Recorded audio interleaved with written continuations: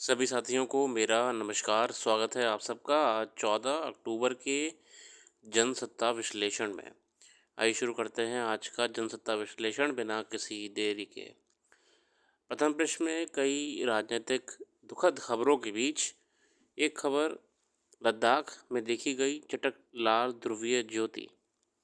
ये खबर भू वैज्ञानिक, ज्योग्राफिकल, भौगोलिक, खगोल शास्त्रियों के लिए बहुत ही चौंकाने वाली। लद्दाख के आसमान में हाल में चटक लालिमा लिए ध्रुवीय ज्योति पोलर लाइट देखी गई, जो आमतौर पर उत्तरी ध्रुवीय क्षेत्रों में दिखाई देती है।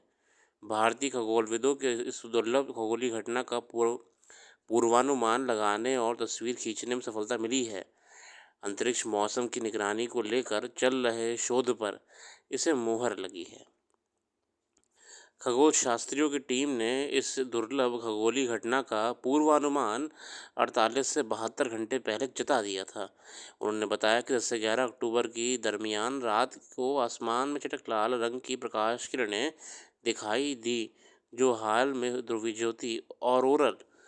ये सब में साथियों, ये पोलर लाइट्स जो होती हैं, ये कई आयोनिकल फिनोमिनास के कारण उत्पन्न होती हैं।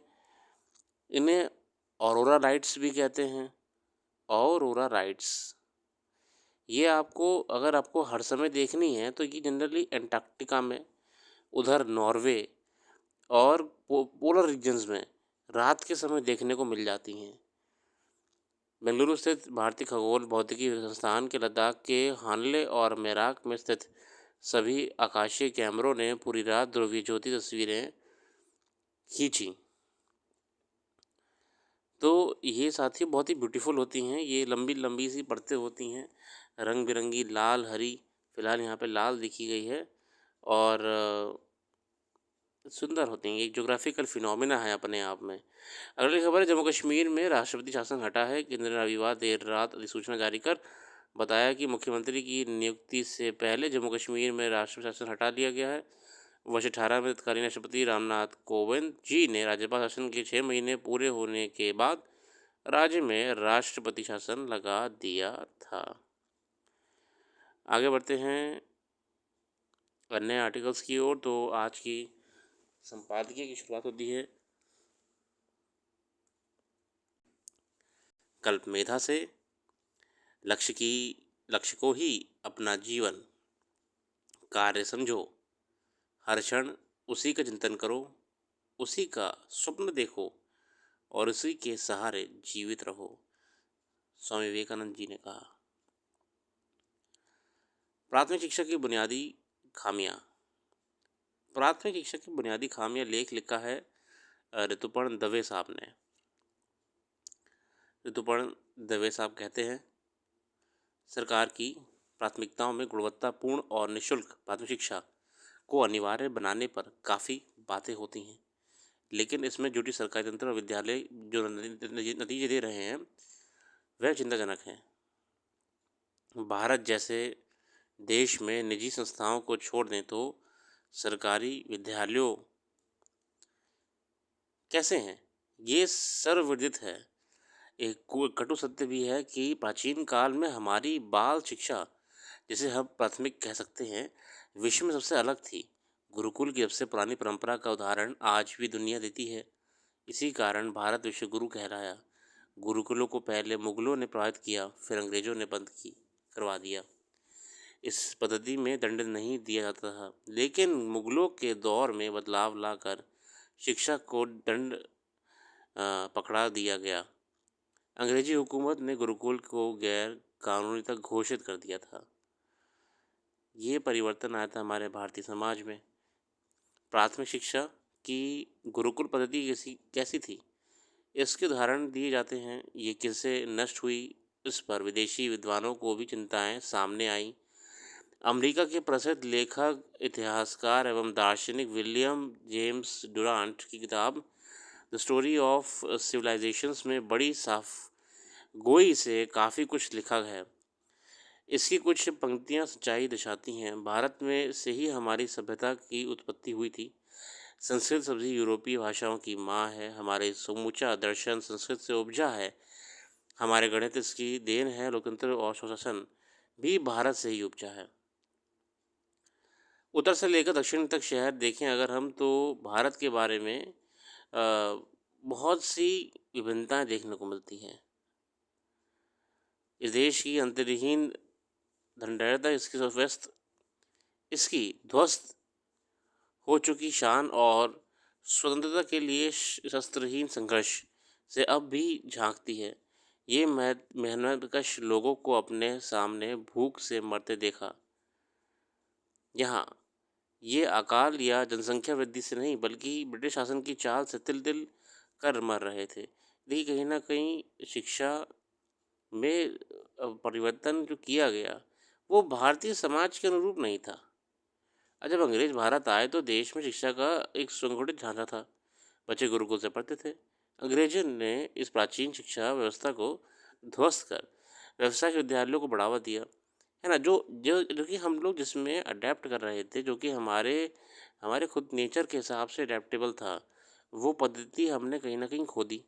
अब 1850 से तक 7,32,000 गुरुकुल थे, यानी प्रत्येक गांव में एक प्राथमिक विद्यालय था, जिसकी शिक्षा व्यवस्था अत्यंत उन्नत थी। वर्ष आगे आते आते भारतीय शिक्षा कानून ले आए 1858 में, जिसका मसवीदा मैकॉले का था। अब उन्होंने पूरा नया एक मॉडर्नाइज एजुकेशन सिस्टम हमारे सामने, देश के सामने रख दिया, है ना। जिसमें शिक्षा की एक नई पद्धति थी जो कि यूरोपीय मेथड पे डेवलप थी, है ना। वर्ष 1814 में समन्वय आयोग की रपट के बाद शिक्षा प्रणाली का आधार बना। जबकि इंग्लैंड में प्राथमिक शिक्षा की अंग्रेजी प्रणाली पश्चिमी यूरोप के दूसरे देशों की तुलना में देरी से विकसित हुई। 19वीं सदी में ज़्यादातर प्राथमिक शिक्षा चर्च द्वारा मुख्य रूप से गरीब बच्चों को दी जाती थी। शिक्षा के विस्तार में सरकार की रुचि नहीं थी। वर्ष 1860 में प्राथमिक विद्यालयों के संगठन से संबंधित नियमों की एक राज्य संहिता तैयार कराई और 1862 में इसे समायोजित किया। स्कूली पाठ्यक्रमों की गुणवत्ता और निरीक्षण की प्रशिक्षण प्रणाली बनाई गई। इसमें कुछ छात्रों के पढ़ने लिखने के स्तर और गणित कौशल की जांच होती थी। फिर स्कूलों के लिए वित्त पोषण का तय होता था। वर्ष 1900 तक उत्तरी अमेरिका देशों, ऑस्ट्रेलिया, न्यूजीलैंड और उत्तरी पश्चिमी यूरोप के कुछ देश में स्कूली शिक्षा के प्रसार में अग्रणी भूमिका निभाई। उत्तरी यूरोपीय देशों के अधिकांश देशों में नामांकन 60 से 75% तक का था। प्राथमिक शिक्षा के प्रसार में जापान की 19वीं सदी से सबसे पहले उल्लेखनीय स्थिति रही। जापान की तुलना में थाईलैंड भी प्राथमिक शिक्षा का प्रसार ज़्यादा सफल रहा। पूरे विश्व ने भारतीय गुरुकुलों की शिक्षा के महत्व को समझा। ये कहने में कोई संकोच नहीं है कि प्राथमिक शिक्षा, जिसकी सदियों पहले भारत ने गुरुकुल परंपरा शुरुआत की, वह विश्व का अग्रदूत बना।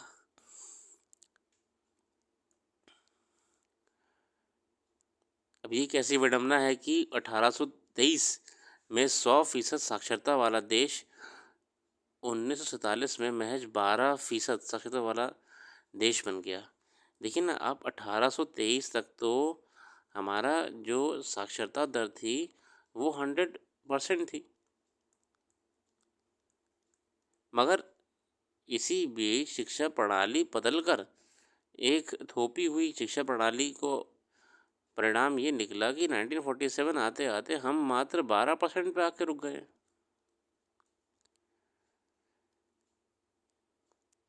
स्वतंत्रता के 77 वर्ष के बाद भी शिक्षा को लेकर अव्यवस्था, लिंग, भाषाई तथा भौगोलिक अंतर की खाई को नहीं पाटा जा सका। यह प्राथमिक शिक्षा के सफल झलकती है। 2023 की वार्षिक शिक्षा स्थिति रिपोर्ट के अनुसार 8वीं कक्षा के 3 से एक छात्र दूसरी शिक्षा कक्षा के छात्र के स्तर पर नहीं पढ़ सकता है तथा आधे से अधिक बुनियादी विभाजन नहीं कर सकते। मतलब कि चिंताजनक तो है स्थिति आज बहुत ज़्यादा, और सरकार नियंत्रित प्राथमिक विद्यालयों पर और ज़्यादा ध्यान देने की ज़रूरत है। अब नए दौर में शिक्षकों को ज़्यादा सुविधाएं देकर यदि हम अपनी नींव को मजबूत करने में दिशा बढ़ेंगे तो पूरे देश में नया वातावरण बनेगा। साथियों, बात तो बहुत सही कही है। देखिए, प्राथमिक शिक्षा में ही अगर इतनी चुनौतियां आ जाएंगी तो आप ये सोचिए कि उस बाल का विकास कैसे होगा, बच्चे का विकास कैसे होगा। अगला लेख यहाँ पे है रेल हादसों को लेके, मैं उस पर नहीं जाऊँगा। ये लेख भी आप छोड़िए। रेल हादसे तो बहुत बड़ी चुनौती बनी हुई हैं। इसको लेके कई रिफ़ॉर्म्स हो सकते हैं। हम रिफ़ॉर्म पे अगर बात करें तो रेलवे को लोकल इंटेलिजेंस के साथ मिलके ऐसे तो तत्वों का पता लगाना चाहिए जो कि ऐसे काम कर रहे हैं जिससे इतनी बड़ी जल दुर्घटनाएं हो रही हैं। सब पता लग जाता है इंटेलिजेंस को।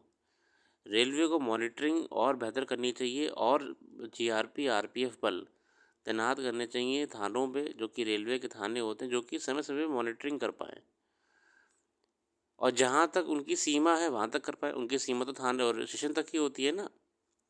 उसके आगे local police LIU local intelligence unit की सहायता से, उनकी मदद से ये पता लगाया जाए कि कौन से तत्व हैं जो कि रेलवे को नुकसान पहुंचा रहे हैं या हादसे करने चाह रहे हैं। ये बस पता लग जाता है। इंटेलिजेंस को सब खबर हो जाती है कि कौन व्यक्ति कैसा है, किस क्षेत्र में क्या करना चाह रहा है।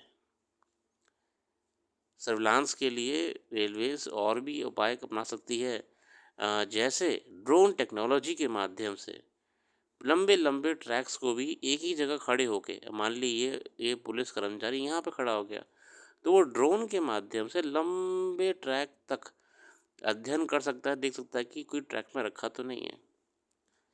हालांकि सूझबूझ जो ड्राइवरों की होती है, ट्रेन ड्राइवर्स की, उससे भी हादसे टल रहे हैं। लेकिन हमें पुलिस को और टेक्नोलॉजी फ्रेंडली बना के कई समस्याओं से निजात पा सकते हैं, क्योंकि रेलवे हादसों से ना बहुत बड़ा नुकसान होता है, बहुत बड़ा नुकसान। फिलहाल अगला आर्टिकल है शक्ति सैट मिशन 108 देशों में अ, लड़कियों को प्रशिक्षित करेगा। अंतरिक्ष क्षेत्र से जुड़े नवोद्यम स्पेस किड्स इंडिया ने अंतरिक्ष प्रौद्योगिकी पर 108 देशों की लगभग 12,000 लड़कियों को प्रशिक्षित करने के लिए एक वैश्विक मिशन शक्तिसैट शुरू किया है। इसका लक्ष्य सरकारी अंतरिक्ष एजेंसी द्वारा इसरो के चंद्रयान 4 मिशन के तहत एक उपग्रह का प्रक्षेपण करना है, जिससे अंतरिक्ष अन्वेषण में अंतरिक्ष सहयोग को बढ़ावा मिलेगा। बहुत ही अच्छी पहल है।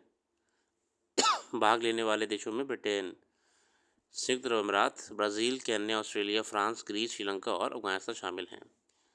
बयान में कहा गया है कि मिशन का लक्ष्य प्रत्येक भाग लाने वाले देश से 108 छात्रों को शामिल कर प्रतिभा को निखारना, अंतर्राष्ट्रीय सहयोग को बढ़ावा देना और अंतरिक्ष विज्ञान की विशाल संभावनाओं में रुचि जगाना है।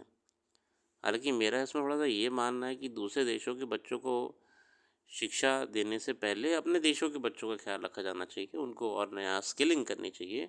उसके बाद हमें दूसरे देशों के बच्चों का कुछ होना चाहिए, क्योंकि देश में भी बहुत टैलेंट है जो कि आगे जाना चाहता है। अवसरों की कमी होने के कारण ऐसा नहीं हो पाता है बस। चलिए कोई बात नहीं, इसके साथ सरकार की जो पहल है वो बहुत ही प्रशंसनीय है कि कहीं न कहीं इसके माध्यम से कुछ ना कुछ नया मिलेगा देश को और स्पेस टेक्नोलॉजी में विकास तो होगा ही। आज के लिए इतने रखते हैं। अपना कीमती समय देने के लिए बहुत बहुत धन्यवाद। कल फिर आएंगे नई वीडियो के साथ। आपका दिन शुभ हो।